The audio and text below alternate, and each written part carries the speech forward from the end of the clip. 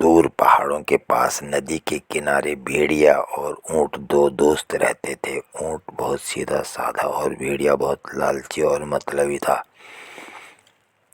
एक दिन भेड़िए ने देखा कुछ पंछी और जानवर उस नदी के पार से तरबूज खाकर आ रहे थे। तभी उसके अंदर लालच आया और उसने अपने दोस्त ऊंट के पास जाकर बोला कि ऊंट भैया, नदी के उस पार बहुत सारे तरबूज लगे हैं, चलो हम लोग भी तरबूज खाकर आते हैं।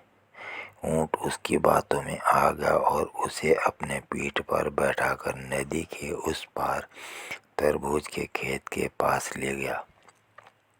खेत में लगे तरबूज को देखते ही भेड़िए के मुंह में पानी आ गया। जल्दी से वह खेत में कूद गया और तरबूज को खाने लगा। थोड़े समय में ही भेड़िए का पेट भर गया और उसका दोस्त ऊंट अभी तक तरबूज खा ही रहा था।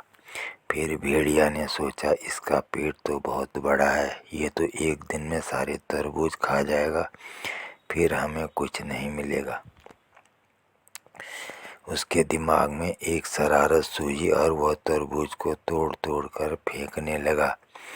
खुशी के कारण नाचने और चिल्लाने लगा। ऊंट ने ऐसा करने से मना किया तो भेड़िया बोला, हमें खाना खाने के बाद चिल्लाने और नाचने की आदत है।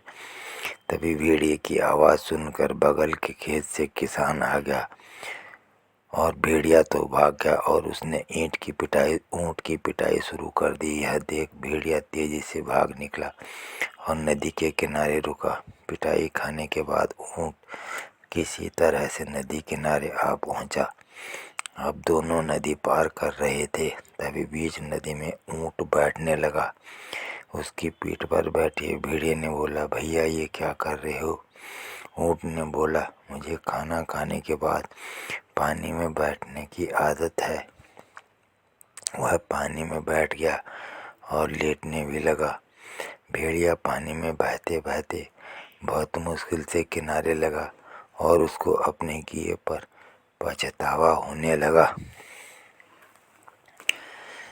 इस कहानी से हमें यह शिक्षा मिलती है कि हमें किसी को धोखा नहीं देना चाहिए और किसी के सीधेपन का फ़ायदा नहीं उठाना चाहिए। यदि कहानी अच्छी लगी हो तो लाइक करें। धन्यवाद।